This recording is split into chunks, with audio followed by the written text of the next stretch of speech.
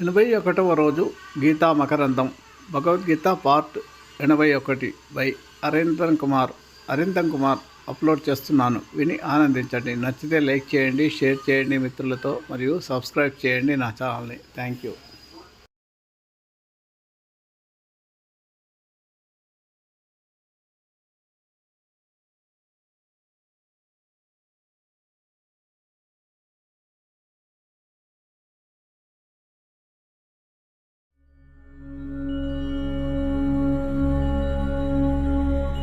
Lakkaraju Muralidhar Rao astro and remedies ఛానల్కు subscribe చేసుకోండి.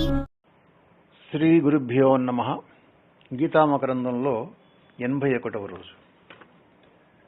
వ్యాసాయ విష్ణురూపాయ వ్యాసరూపాయ విష్ణవే నమో వై బ్రహ్మనిధయే వాసిష్ఠాయ నమో నమః.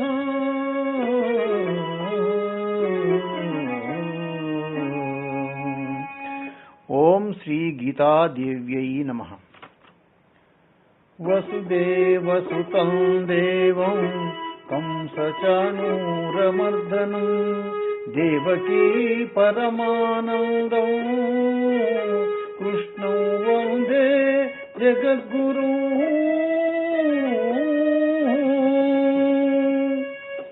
ఓం నమో భగవతే వాసుదేవాయ. మరి మనస్సు నిగ్రహానికి ఎలా శక్యం కావడం లేదో 34వ శ్లోకంలో చెప్తున్నాడు స్వామి. చంచలం హి మన కృష్ణ ప్రమాధి బలవదృఢం తస్యాహం నిగ్రహం మన్యే వాయోరివ సుదుష్కరం.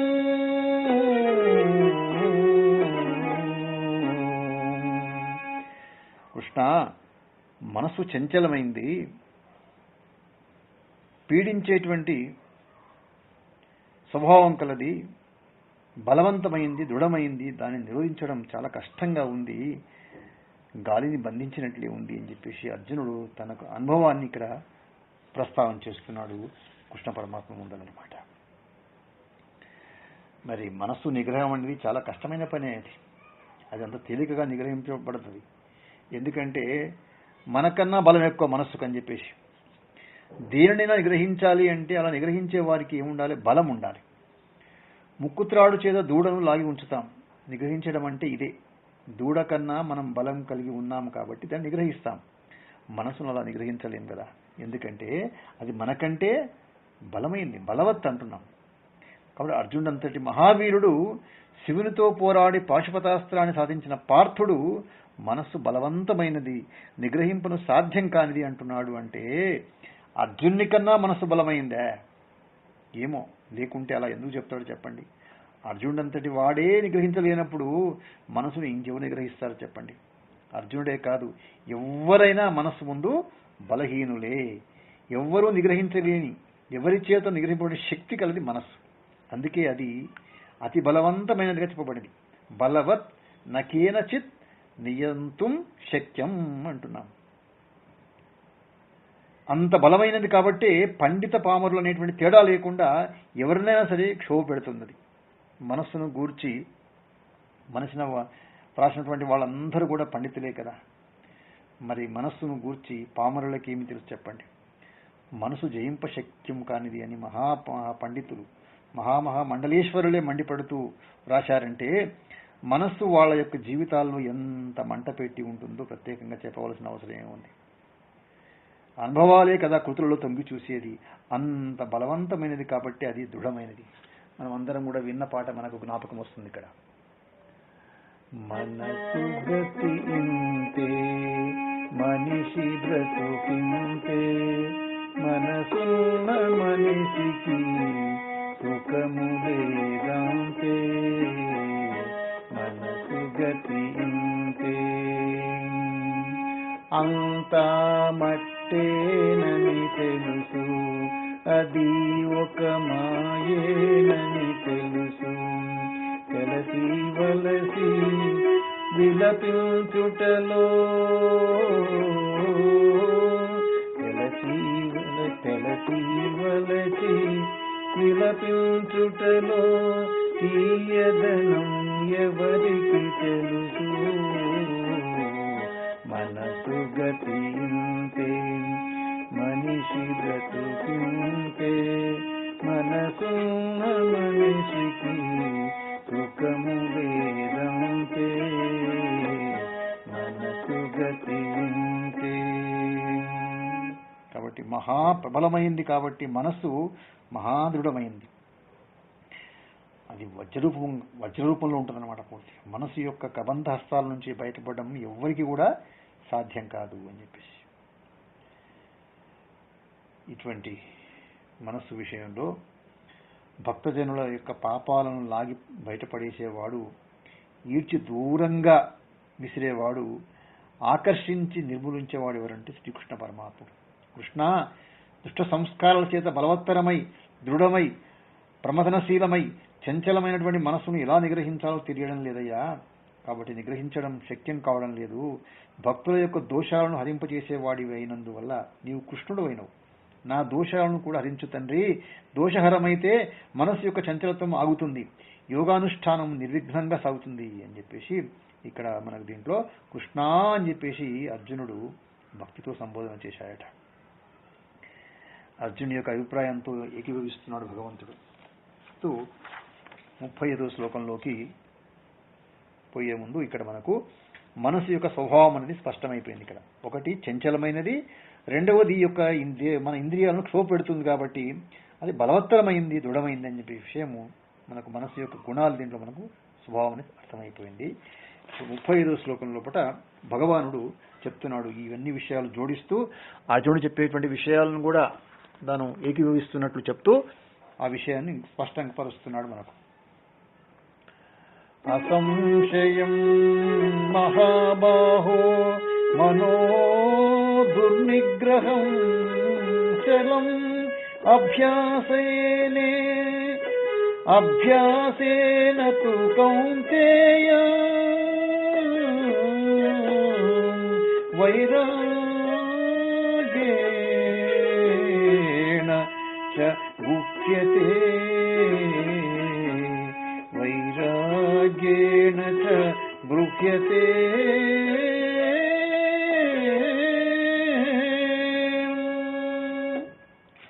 అర్జున మహాబాహ, మనస్సును నిగ్రహించడం సాధ్యమయ్యే పని కాదు, అది చంచలమైనది. కానీ అభ్యాసం చేత వైరాగ్యం చేత మనసు నిగ్రహింపబడుతుంది అని చెప్తున్నాను. ఇక్కడ మనస్సు చంచలంగా ఉంది, నిగ్రహం సాధ్యం కావడం లేదు. బలవంతమై దృఢతరమైన మనస్సు ప్రమాదిగా ఉంది, దాన్ని నిగ్రహించడం గాలిని బంధించినట్లే అవుతుంది అన్నాడు అర్జునుడు కదా. దాని ప్రతివచనాన్ని చెప్పేటువంటి క్రమంలో పార్థసారథి ఏమంటున్నాడంటే అసంశయం అంటూ శ్లోకాన్ని ప్రారంభించాడు. మనసు చంచలమని పార్థుడు చెప్పినటువంటి విషయాన్ని పరమేశ్వరుడు ముందుగా అంగీకరించాడు. ఇక్కడ అర్జున, నువ్వు చెప్పిన విషయంలో సందేహం లేదయ్యా, సంశయం నాస్తి. కాబట్టి మనస్సు ప్రమాది అనేటువంటి విషయంలో కానీ, బలవత్తరమైనదనే విషయంలో కానీ, దృఢమైనది అనే విషయంలో కానీ సంశయం లేదు అంటూ ఆ మూడిని కలిపి ఏమంటున్నాడంటే దుర్నిగ్రహం అని ఒక్కటే ఒక మాటలో చెప్పాడు భగవానుడు. ఇక్కడ ఒక అందమైనటువంటి మెలిక మనం గమనించాలి. మనసు చంచలమని దుర్నిగ్రహం అని చెప్పి అర్జునుడు పలికినటువంటి మాటను శ్రీకృష్ణుడు ఒకవైపు అంగీకరిస్తూనే తన మాటను తానే అంగీకరించాలని అర్జునుని మానసిక స్థితిని ఎత్తి మరీ చూపిస్తున్నాడు. ఈ విషయంలో సందేహం ఎందుకంటే అని పరోక్షంగా ప్రశ్నిస్తున్నాడు. మనసు చంచలం అన్నాడు, బాగుంది, ఇది సమస్య, దాన్ని నిగ్రహించడం సాధ్యం కాదు అని సమస్యను అపరిష్కృతంగా కూడా తాను నిర్ణయించడానికి ఎందుకు చెప్పండి. కాబట్టి సమస్య ఉన్నప్పుడు పరిష్కారం ఎందుకు ఉండదు? పరిష్కారం లేదు అనడంలో సమస్య కూడా లేదు అనేది అర్జునుడి అభిప్రాయమా, లేక సమస్య లేకుండా ఉంటే బాగుండదు అనేది అతని అభిమతమా? చంచలమైన మనస్సుకు పరిష్కారమే లేదనేది పార్థుని మనోగతమా, లేక మనసు చంచలం కాకుండా ఉంటే బాగుండేది అనేది అతని మనోభీష్టమా? ఈ రెండిట్లో ఏది ఉన్నా అది ఉండదగింది మాత్రం కాదు. మనసు చంచలమే, దీనిని ముందుగా అంగీకరించాలి. అది జరిగితే చాలా మటుకు గుండె భారం తగ్గినట్లే. ఈ అంగీకారం కూడా నిస్సందేహంగా ఉండాలి. అందుచేతనే ఏమనంటే అసంశయం అని స్పష్టంగా పలికాడు పరమేశ్వరుడు. ఇక్కడ ముందు సమస్యను సమస్యగా అంగీకరిస్తే ఆ తర్వాత పరిష్కారాలు వాటంతటవే పుట్టుకొస్తాయి. సమస్యను సమస్యగా అంగీకరించలేనప్పుడు పరిష్కారం స్థానంలోపట మరికొన్ని సమస్యలు కొత్తగా పుడతాయి. ఒక వ్యక్తికి దాహం తీవ్రంగా ఉంది, దగ్గరలో ఉన్నటువంటి దాహాన్ని తీర్చేటువంటి నీళ్లు ఉన్నాయి. ఇప్పుడు దాహం అతనికి సమస్య అవుతుందా? పరిష్కారం లేనప్పుడే సమస్యగా ఉంటుంది. పరిష్కారం ఉన్నప్పుడు సమస్య ఉండదు. వెలుగు లేని చోటే చీకటి ఉంటుంది, వెలుగు ఉన్న చోట చీకటి ఉండదనే విషయం స్పష్టం. సమస్య ఎలాంటిదో పరిష్కారం కూడా దాని సంబంధంగానే ఉండాలి. సమస్యను చక్కగా అర్థం చేసుకుంటే పరిష్కారం దుష్కరం కానే కాదు. అంధకారం సమస్య అయినప్పుడు దాని పరిష్కారం వెలుగే కానీ అంధకారం ఉందని అరిచి గగ్గోలు పెట్టడం కానే కాదు. కాబట్టి దానికి పరిష్కారాలు ఒకటే, ఏంటంటే వెలుగు ఒకటే పరిష్కారము అనేది మనకి ఇక్కడ స్పష్టంగా తెలుస్తుంది. మనకి దానిని మరి పొందే ప్రయత్నం చేసి సమస్యను పరిష్కరించుకోవచ్చు. చీకటిని పోగొట్టడానికి వెలుతురు పరిష్కారం కానీ చీకటే పరిష్కారం కాదు కదా. లోకంలో ఇలాంటి ప్రయత్నాలే మనకు ప్రాచుర్యంలో ఉన్నాయి. అందువల్ల సమస్యలకు పరిష్కారం లభించకపోగా కొత్త సమస్యలు వచ్చి పడుతున్నాయి. మనకు పరిష్కారం కొరకు చేసే ప్రయత్నాలు సమస్యల్ని మరీ కఠినతరం చేస్తున్నాయి. దీపాన్ని విస్మరించి కాటుక చేత చీకటిని పోగొట్టేటువంటి ప్రయత్నంలో ఉన్నారు మనం అందరం కూడా. ఆ విధంగా కాకుండా సమస్యను స్పష్టంగా అర్థం చేసుకొని దానికి అనుగుణమైన పరిష్కారాన్ని తెలుసుకొని ఆచరిస్తే సమస్యలు సంతాపాలను కాకుండా సంతసాలను కలిగిస్తాయి. అర్జునుని యొక్క సమస్యను శ్రీకృష్ణుడు అర్థం చేసుకున్నాడు, నిస్సంశయంగా సమస్యను అంగీకరించాడు, దానికి పరిష్కారాన్ని సహేతుకంగా అందిస్తున్నాడు. అర్జున, మనసు చంచలమయ్యా, దుర్నిగ్రహం అనేటువంటి నీ మాట వాస్తవమే, సందేహం లేదు. కానీ మనస్సును అభ్యాస వైరాగ్యాల చేత నిగ్రహించవచ్చు అంటున్నాడు ఇక్కడ గీతాచార్యుడు. నిరంతరము ఆత్మానుధ్యానమే అభ్యాసం. చూడండి, మెల్లిగా అభ్యాస యోగానికి వెళ్తున్నాం. దీంట్లో బట్టి ధ్యానాభ్యాసము మానస వ్యాపారం కాబట్టి ధ్యానాభ్యాసానికి మనం ఉపక్రమించగానే చంచలం దుర్నిగ్రహమైనటువంటి చిత్తము బాహ్యానికి ఏం చేస్తుంది? పరుగులు తీస్తూ ఉంటుంది. మనం ముందుగానే చెప్పుకున్నట్లు అలా పరుగులు తీయడం మనసు యొక్క సహజ స్వభావం. అది మనసు బాహ్యానికి పోవడం సమస్య కాదు, మనం దాన్ని వెంటబడి పోవడం సమస్య. కాబట్టి మనసు బాహ్యానికి పోయినా మనం దాని వెంటబడి పోకూడదు. ఇదే ప్రధానమైన విషయం. మనసు బహిర్ముఖం కావడం ధ్యానంలో ఒక భాగమే. అలా బహిర్ముఖమైనటువంటి మనస్సును వెనుదిప్పి అంతర్ముఖం చేయడం కూడా ధ్యానంలో భాగమే. ఇలా ఎన్నిసార్లు మనస్సు వెళ్ళిన ప్రతిసారి దానిని తిరిగి తెచ్చి ఆత్మయందు నిలుపుతూ ఉండాలి. ఇదే అభ్యాసం.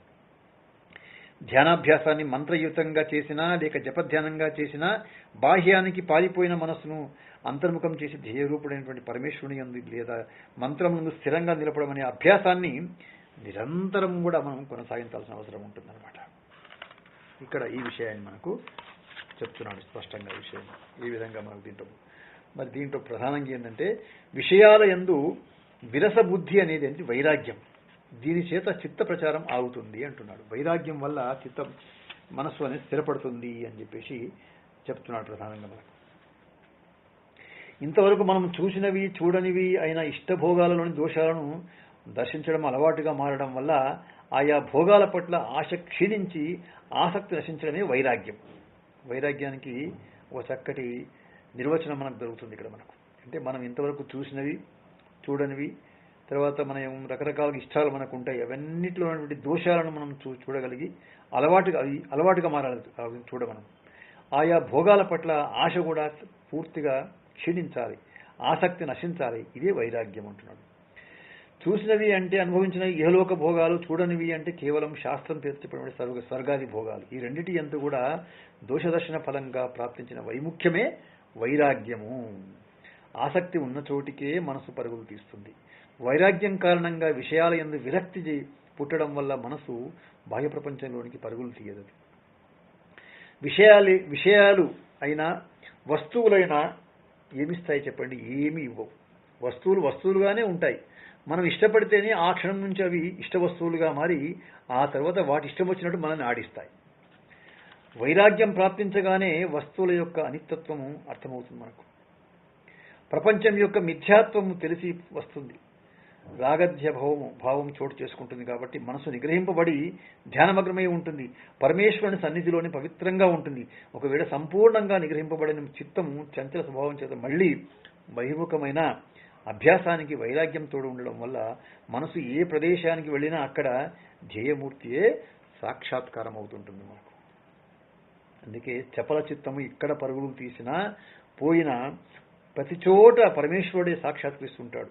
కాబట్టి నిగ్రహింపను సాధ్యం కాని మనస్సును నిగ్రహించడానికి ప్రధానం కావాల్సిందంటే వైరాగ్యాలే. అభ్యాసము, వైరాగ్యము ఇవే ఉపాయాలు అనే విషయం ఇక్కడ స్పష్టంగా చెప్తూ, మరి మనస్సును నియమించే ప్రయత్నంలో వృత్తులను నిరోధించడానికి అభ్యాస వైరాగ్యాలు ఉపాయాలని యోగదర్శనం సమాధిపాదంలోని 12వ సూత్రంలో మనకు పతంజలి కూడా చెప్పారన్నమాట. అభ్యాస వైరాగ్యాభ్యాం తన్నిరోధ అన్నాడు అనమాట.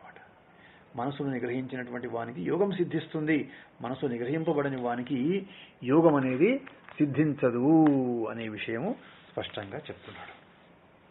కాబట్టి మనస్సు అనేది ఎలాంటిది అనంటే అది చంచలమైంది, నిగ్రహించడానికి కష్టసాధ్యమైనది. సాధ్యమే కానీ కష్టసాధ్యమనే పదం ఉపయోగిస్తున్నాడు ఇక్కడ.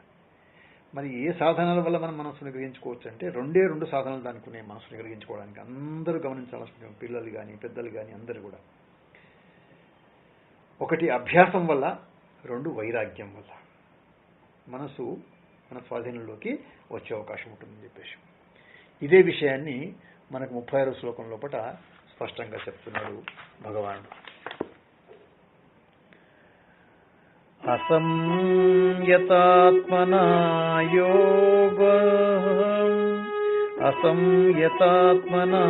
యోగః దుష్ప్రాపః ఇతి మే మతిః వశ్యాత్మనా తు యతతా శక్యః అవాప్తుం ఉపాయతః. అర్జున, మనసును నిగ్రహించలేని వాడు యోగాన్ని పొందలేడయ్యా. అది నా అభిప్రాయం. మనసును స్వాధీనపరుచుకున్నవాడు ఉపాయం చేత యోగాన్ని పొందుతాడు అని చెప్పేసి. కాబట్టి చిత్తంలోని మనోవృత్తులను నిరోధించడమే మనోనిగ్రహము. మనోనిగ్రహం అంటే ఏంటంటే మన యొక్క చిత్తం లోపల ఏవైతే మనోవృత్తులు ఉంటాయో వాటిని నిరోధించడమే మనోనిగ్రహం అని చెప్పేసి అదే యోగం. చిత్తవృత్తులను నిరోధించడం అనేటువంటి ఈ మనోనిగ్రహము అభ్యాస వైరాగ్యముల యొక్క అధీనంలో ఉందని అర్థం చేసుకున్నాము. ఆ విధంగా పోట్ల గిత్తను ముక్కుతాడు చేత మరుపుటేను అంకుశము చేత నిగ్రహించినట్లు అభ్యాస వైరాగ్యం అనేటువంటి ఉపాయముల చేత మనసు నిగ్రహించాలి. మనసు నిగ్రహించలేని వాడు యోగాన్ని పొందలేడయ్యా. వాడే అసంయతాత్ముడు అని చెప్పేసి ఇక్కడ మనకు గుర్తు చేస్తున్నాడు. అంటే ఎవరి మనస్సు నిగ్రహింపబడిందో వాడు సంయతాత్ముడు. అభ్యాస వైరాగ్యాల చేత ఎవరి మనసు నిగ్రహింపబడదో ఆయన ఏమంటున్నాడంటే ఇక్కడ అసంయతాత్ముడు అంటున్నాడు అనమాట. కాబట్టి యోగం సిద్ధించడం లేదు అంటే మనసు నిగ్రహింపబడడం లేదని చెప్పేసి అర్థం. మనసు నిగ్రహింపబడడం లేదు అంటే అభ్యాసం అవ్వడం లేదని అర్థం, వైరాగ్యం కుదరడం లేదని అర్థం, శక్తి సరిపోతలేదు, యుక్తి తెలియడం లేదు అని అర్థం. అలాంటి వాడు మనసు నిగ్రహించగలడా? అందువల్ల మనస్సును నిగ్రహించలేని అసంయతాత్మనకు యోగం సిద్ధించదు అనేది నిశ్చితాభిప్రాయంగా చెబుతున్నాడు ఇక్కడ గీతాచార్యుడు. అటువంటి అసంయతాత్ముడు పొందలేక దుఃఖపడుతూ ఉంటే వశ్యాత్ముడు చక్కగా ఉపాయంతో ప్రయత్నించి యోగాన్ని పొందుతున్నాడు అని కూడా ఇక్కడ మనకు ఈ యొక్క శ్లోకంలో 36వ శ్లోకంలో విషయాన్ని ప్రస్తావన చేస్తున్నాడు. దీంట్లో ప్రధానంగా ఈ విషయం చెప్తూ మరి శ్రద్ధావంతుడైనటువంటి యోగాన్ని అభ్యసించేటువంటి వాడు ఒకవేళ మనోనిగ్రహం సాధించలేక మధ్యలోపటినే మరణిస్తే అతడు ఏమైతాడు అనేది కూడా ప్రశ్న వస్తుంటుంది దీంట్లోపట. ఆ ప్రశ్నకు వెళ్లే ముందు యోగ సిద్ధిని ఎవడు పొందగలడు అనే విషయంలో స్పష్టత ఏంటంటే మనోనిగ్రహం కలిగి ఉపాయాలు చేయించువాడు పొందే అవకాశం ఉంది, అది లేనివాడు పొందలేడు అని చెప్పేసి. మరి మోక్షం ఎట్టివానికి లభ్యమవుతుంది అంటే అర్జునునికి ఈ విషయంలో స్పష్టత రావడం కొరకు ప్రయత్నశీలుడు ఎవరైతే అవుతాడో ఆయనకు మాత్రమే, అంటే ప్రయత్నం చేయాలి దాని విషయంలో, అభ్యాసం ప్రయత్నం చేయాలి వైరాగ్యం కొరకు అని చెప్పేసి ఆ విషయాన్ని ఇక్కడ చెప్తూ ఉంటే మరి ఇక్కడ వెంబడే మళ్ళా అర్జునునికి ఓ ప్రశ్న వచ్చేసింది. వెంబడే అర్జునుడు ప్రశ్న వేస్తున్నాడు. ఆ విధంగా ఇంతకుముందు అనుకున్నాం కదా మనం, మనోనిగ్రహం సాధించలేక మధ్యలోపల మరణిస్తే ఆయన ఏమైతాడు అనే విషయము సందేహం వచ్చింది కాబట్టి ఆ సందేహాన్ని వెంబడి తీర్చుకుంటున్నాడు అర్జునుడు ఇక్కడ మనకు. అయతి శ్రద్ధయోపేతో యోగాచలితమానసః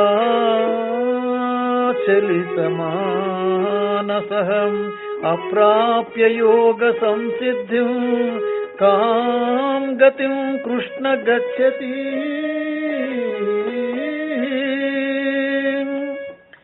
కృష్ణ, శ్రద్ధ ఉన్న మనోనిగ్రహం లేనివాడు యోగస్థితిని పొందలేడు కదా, మరి అతని గతి ఏమిటి అని చెప్పేసి అర్జునుడు ఇక్కడ ప్రశ్న వేస్తున్నాడట ఈ యొక్క 37వ శ్లోకంలో పట.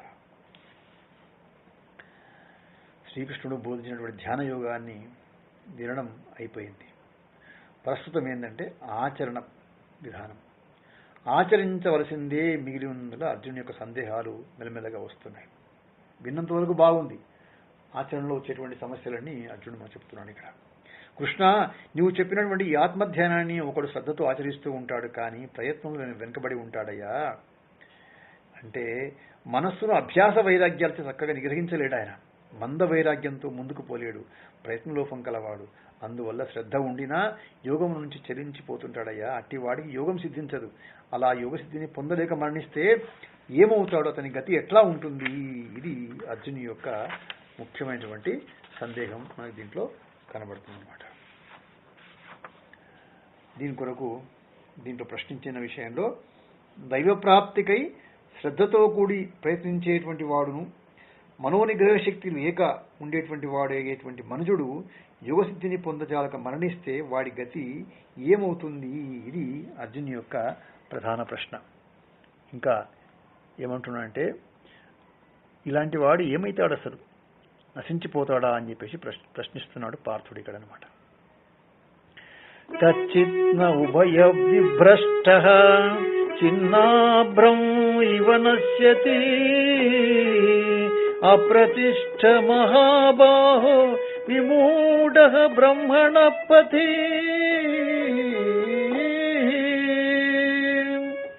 హే కృష్ణ, యోగంలో స్థిరపడలేకపోయాడు, ఇహపరాలు దక్కక ఉభయభ్రష్టుడయ్యాడు. ఈ మందభాగ్యుడు చెదిరినటువంటి మేఘంలాగా నశించిపోడు కదా, మేఘం చెదిరిపోతే ఎట్లయితే ఆ విధంగా అయిపోడు కదా అని చెప్పేసి ప్రశ్న వేస్తున్నాడు ఇక్కడ. చేతిలోని అన్నబుద్ద మూతిలో పడాలే గాని చేజారి మట్టిలో పడకూడదు కదా. అలా పడుతున్న సమయాలు, సన్నివేశాలు మనకు తెలియనివి కావు. ఇలాంటి ఘటనలు సంభవించిన చోట ప్రధానంగా ప్రయత్న లోపమే కొట్టవచ్చినట్టు కనిపిస్తుంది నాకు. మనం ఎంత దూరం ప్రయాణం చేసినా చేసే ప్రతి అడుగు జాగ్రత్తగా వేయాలి.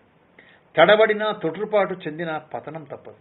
ఎంత మధురమైన పదార్థమైనా చేజారితే ఏమైతుంది చెప్పండి, అది మట్టిపాలే కదా. ఈ విషయంలో ఆధ్యాత్మిక మార్గం కూడా విలక్షణంగా లేదు మనకు. కాబట్టి పతనాలు ప్రతి చోట ఉంటాయి. పతన హేతువులు ఉన్న చోట పతనాలు తప్పవు. ప్రయత్నం జరిగితేనే ప్రగతి అయినా పతనమైనా. ఏ ప్రయత్నం లేని చోట పొందేది ఏముంటుంది చెప్పండి, పోగొట్టుకునేది ఏముంటుంది?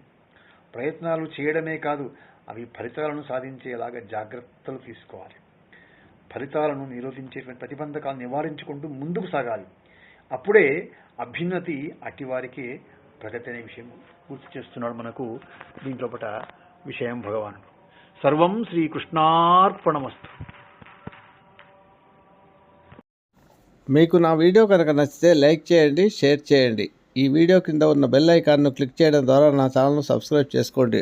దీనివల్ల మీకు నా వీడియోలు అందుబాటులో ఉంటాయి. Thank you.